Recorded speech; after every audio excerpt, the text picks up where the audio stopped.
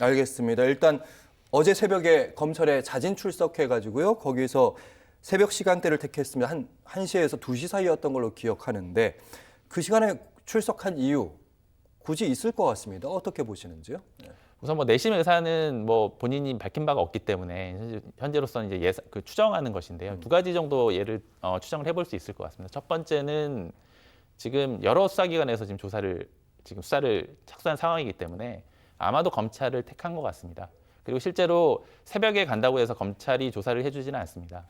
어느 정도 일정이 조율이 돼야 조사가 가능한 것이기 때문에 아마도 그런 부분에 대해서는 검찰 쪽과 어느 정도 협의가 된 것으로 보이고요. 예. 두 번째는 워낙 이제 언론에 관심이 집중되어 있는 상황이기 때문에 정상적인 절차를 거쳐서 소환해서 출석을 하게 되면 어떤 언론의 관심이라든지 이런 부분이 부담이 느껴졌기 때문에 아마도 언론의 관심들을 피해서 어떤 새벽에 조사를 받는 것을 선택한 것으로 보입니다.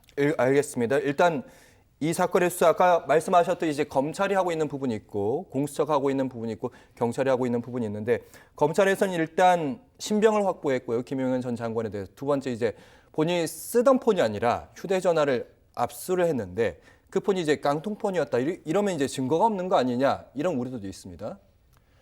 그렇습니다. 이제 휴대전화를 압수를 하면 포렌식을 하면 이제 최근의 기술 수준에 비춰 보면 상당 부분이 복원이 됩니다. 그래서 삭제를 했다고 하더라도 복원이 되는 것이고요. 특히 보안성이 강하다라는 뭐 이런 텔레그램 같은 경우에도 상당 부분 복원이 되는 정도의 기술력이 지금 수사기관은 갖고 있습니다. 다만 폰을 바꿔버리면 당연히 그런 기록이 남지 않기 때문에 이제 증거가 없게 되는 것이고요.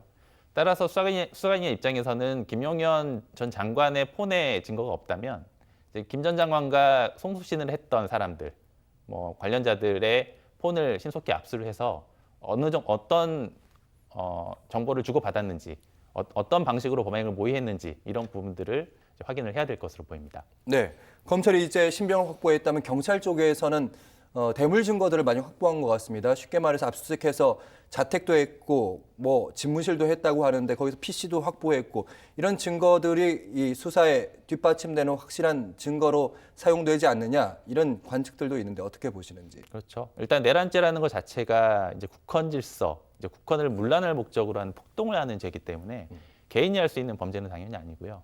이제 말하자면 집단으로 벌일 수밖에 없는 범죄 유형입니다. 특히 이제 이 사건의 경우에는 이제 이른바 추니 쿠데타라고 하죠.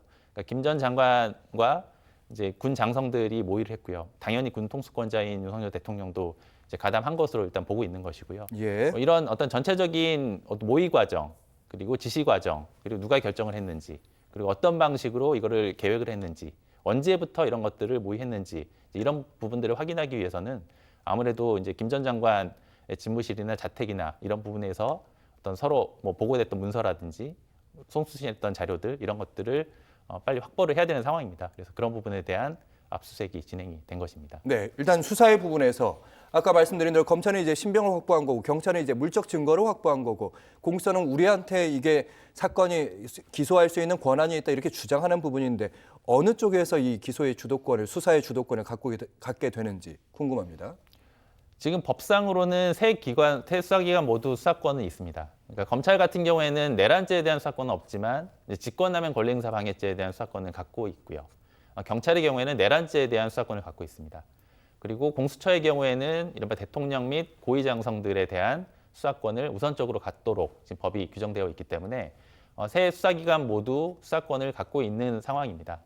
따라서 세 기관 입장에서는 각자 수사를 진행하고 있지만 일정 부분 이 부분들이 좀 정리될 필요는 있습니다.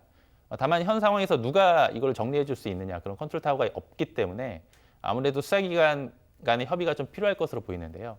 아무래도 법률상으로 가장 우선적인 수사권을 갖고 있는 기관은 공수처이기 때문에 공수처를 중심으로 해서 검찰, 경찰이 이른바 합동해서 수사를 하는 방향으로 진행이 되어야 되지 않을까 생각되는데요.